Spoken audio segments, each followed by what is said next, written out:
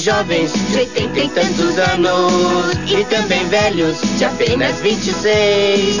Porque velhice não significa nada e a juventude volta sempre outra vez. Se você é jovem ainda, jovem ainda, jovem ainda, amanhã velho será, velho será, velho será.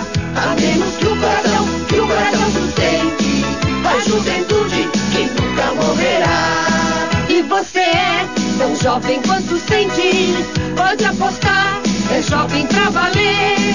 E velho é quem teve a pureza e também é quem deixa de aprender. Se você é jovem ainda, jovem ainda, jovem ainda, amanhã velho será, velho será, velho será. A menos que o coração sustente a juventude que nunca morrerá.